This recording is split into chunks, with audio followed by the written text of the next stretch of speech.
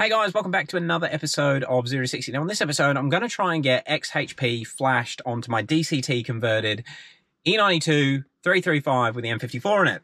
It's a bit of a mouthful. Now something I just wanted to double check or make sure that everyone is aware of. With DCT flashing through xHP, you have to make sure that your VIN code is supported by xHP. Now my car, hopefully we can see here, is a WB72. And the way I managed to make sure that this car was going to be supportive of xHP, you can go to xHP, select your VIN code, select what transmission you've got, and it'll make sure that they've got a map that's going to work for it. If you do a DCT swap into a car that doesn't have a VIN that is compatible with xHP software, you may run into issues. Or you end up having to do some trickery where you're going to have to change the VIN on the CAS and the ECU and then get it all to match. But just keep that in mind. If you're doing a DCT swap or planning a DCT swap, make sure that your VIN code is compatible with DCT. Well, or just be aware if it is or isn't and work out a way around it. Anyway, let's get this happening. So we have we have xHP on the phone right there. I've got an MHD dongle plugged in and I am connected to the MHD dongle. So let's see if xHP connects to the car without too many issues. 7-speed transmission. Connecting. Okay, so finally got it to connect. It was just an issue with the JB4 and then I had to reset everything. Anyway, it is now connected to the car and we can see that I have a flash license for the 7-speed and the map pack for the 7-speed. So we're good there. I think it's just, I don't know why that's happened because I haven't actually paid for the DCT license, but I did buy the master license with my VIN. So I think xHP has just gone, this VIN has a full license, give him everything. And that's sort of what happened once I have selected the DCT transmission for this vehicle. So let's have a quick look through the settings. We have a few things, and I did have a play with these earlier. Max RPM. All right, what I might just do is go through and change a few settings that I think are going to work. I'm not even going to talk about them too much until I've tested with them to make sure they're right, but I'm just going to change some custom settings on the flash, and I'll be back to you guys in a second. Okay, so just so you know, I've changed my max RPM for the sports mode. I've left D mode how they've set it, but basically I've just increased my max RPM in sports mode to 6,800. And I'm just going to see how it goes. Where they were set to 6,500.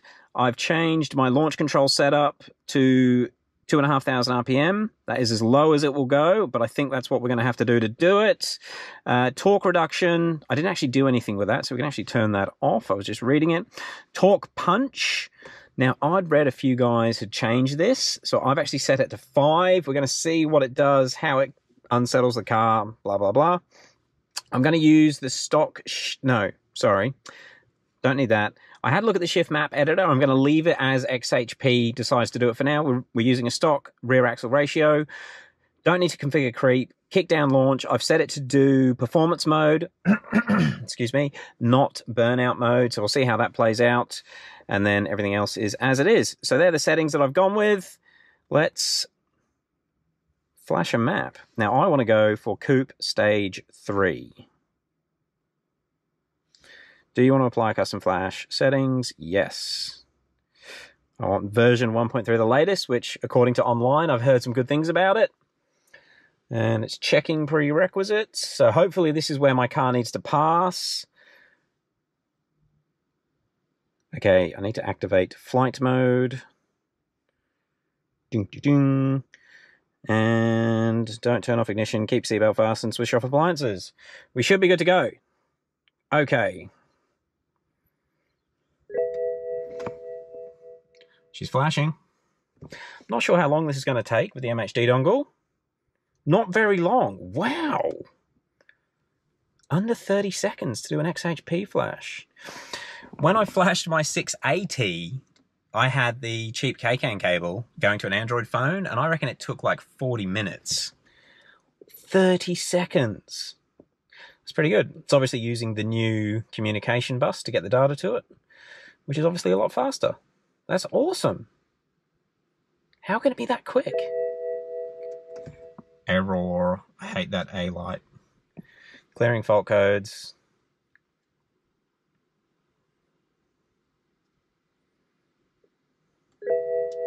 Flash completed. To let your car go to sleep for 15 seconds before turning on the ignition again, the DCT needs to reboot and realign the parking lock, which happens during the ignition cycle. In rare cases, the ignition may need to be cycled 2 or 3 times before this happens.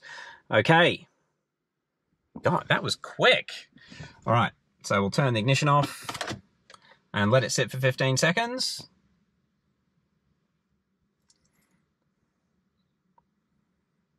All right, I'd say that was 15 seconds. We'll turn it back on. Oh. We have an error. Okay, it did say it needs to realign the parking lock.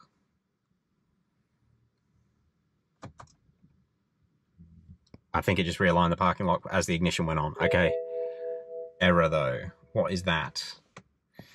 Let's go and see what the error is. Can we read the error codes in here? Diagnostics.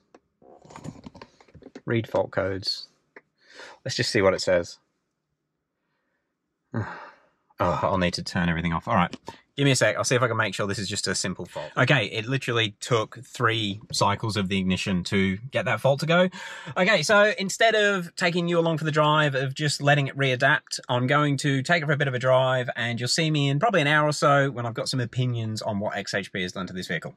I'll see you guys in a little while. Well, these seconds for you. So it's been actually about 2 hours, and I just take it on one drive and basically just beat on it. I don't know if you should do that straight after loading xHP, but I just gave it a bit of a hard time, ran it through its gears. D mode doesn't feel very different at all. I'll get your guys' opinion on it, and I'm starting to doubt myself. D mode feels normal. It still seems to creep. In fact, I'll show you. I don't know if you can see my foot down there. Probably can't. Anyway, I'll tell you when my foot's off now, and it creeps. So the creep function hasn't changed. This might need a little bit more work. However, the shifts are definitely different, especially in sports mode. It pops on all the shifts now. I've not touched the pedal yet. In fact, I did read somewhere that maybe you have to touch the accelerator to enable creep or disable creep. Nah, she just creeps straight away. Bizarre one. Anyway, I guess we'll just take it out on the road, see how we go. I'm getting, from the drive that I had before, I wanted to come back and just check a few things. It's definitely flashed it. Sports feels better, but yeah, D feels very, very similar. It's still shifting into 7th at like 65 k's an hour. So I might need to tweak that a little bit. Maybe xHP doesn't actually change the shift points. This is xHP stage 3. Yeah, all right. I'm going to show you guys what it's doing. Still smooth as hell.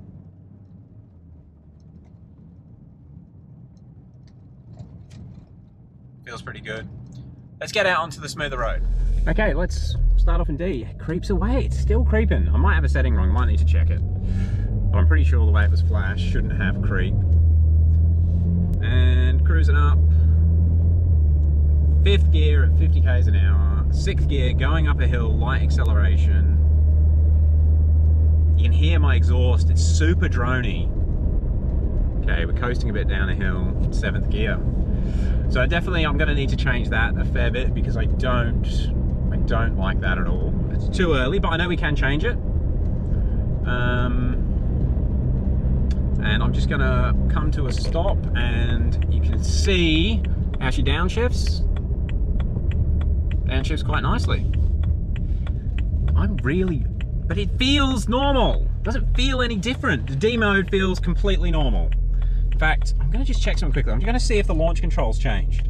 So I'm in sport, DTC, hard on the brake. Oh, hang on. Proper sports mode, manual mode. Yeah, okay. It's definitely flash DCT. Freaking xHP. Too many acronyms. All right. Okay, let me show you what I do think is cool. So we'll go sports mode. In fact, we'll do a hard launch. I'll go traction off because it just makes more power with traction off. Right. So I'm not gonna do a hard launch. I'll do a hard acceleration. We'll cruise out.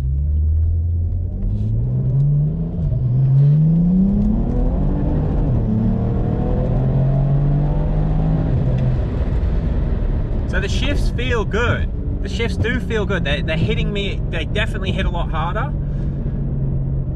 I like it. But again, it only revved, I think it's revving like 64 then. It should be revving to 68. What is going on? We did do a 60 to 120 of 3.05 then, without really breaking a sweat. That's crazy. And I don't know if you can hear it on the GoPro, but it does pop on the shifts as well. Let's go to manual mode. Oh, nice little crack. Okay, I'm going to open the window.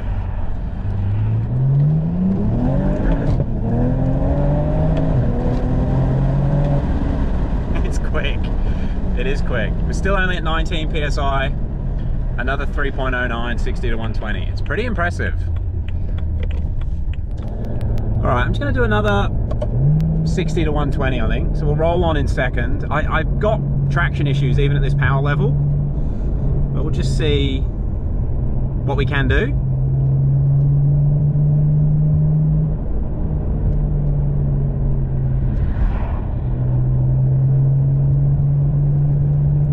And the key here is going to be managing wheel slip as we roll on in second gear.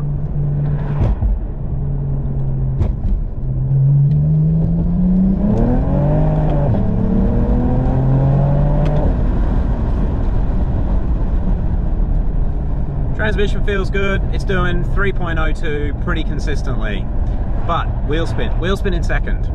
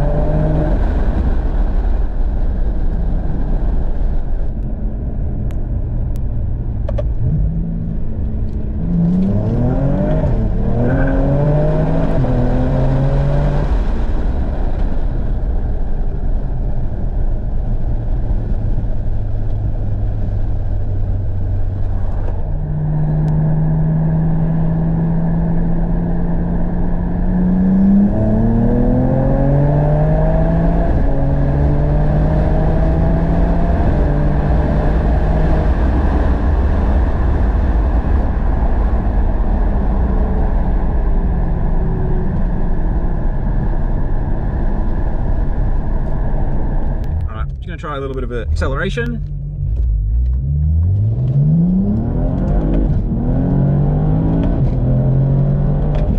Oh, that felt quick. But what do we do time-wise? 0 to 100 is 4.5. It's not too bad considering how gently we rolled off the line then. 60 to 120 is 2.7. Not too bad. Not too bad. Okay. All right, so I've made it back home. I can't give a final verdict on xHP at the moment. Now, it's definitely shifting different. Obviously, we've got the lower launch control, which I haven't tried yet. I might do it over the weekend. I'll see. I don't want to snap any axles yet. Mind you, I shouldn't snap axles with the open diff. It definitely holds the gears perfectly. I ended up winding... I would have overlaid when I've wound the boost back up. I'm still on baby timing. I've still got to get the timing sorted out. This is just like a test map to get everything dialed in, but I did wind it up to 26 PSI again. I'll check the logs actually, and I'll put a note in if it's not hitting 26 or anything weird like that. It's, I'll turn it off. You cannot hear that flywheel. Yeah, I ended up doing a 0 to 100 in 4.5 seconds, just rolling off the line, which is pretty good. 60 to 120 of 2.7, which is, I think, is pretty quick for an open diff, Pirelli tyres, and not having full power in third gear yet. General thoughts are at this point in time, the xHP has made the car sound a lot better. It pops on the shifts. I don't know if it's supposed to. I don't know if that's something that JSR builds into his maps. And just to confirm for everyone, I've got the JB4 with a JSR back-end flash. JSR did give me one revision on the tune so far, but it wasn't to sort out power. It wasn't to increase power. It was just to fine-tune a few things on the shifts. The car is shifting brilliantly. Hopefully that's got it. I did do a full power third, fourth, fifth shift, which you would have seen. It's not it's not hesitating at all. The only thing that's playing on my mind a little bit, I do wonder on these 60 to 120s if I'm one-wheeling. I have the electronic LSD completely disabled, so this car is on its own in regards to an LSD, and I'm sure that sometimes it's going to spin a wheel and it's not going to chirp. I'll just be spinning one wheel and we'll be losing a bit of power that way. But look, at this point, I'm pretty happy with it, but don't leave it as the final review for xHP. I'm going to play around with some settings over the next week and just see if I can dial it in a little bit better. I need to work out why I still creep. It definitely creeps forwards. It'll creep up a hill where it's supposed to disable creep. I went through and checked all the map settings. Creep should not be enabled. I don't know why it is. And also in sports mode, sports S mode, that one, it's still shifting at 6,500, not 6,800.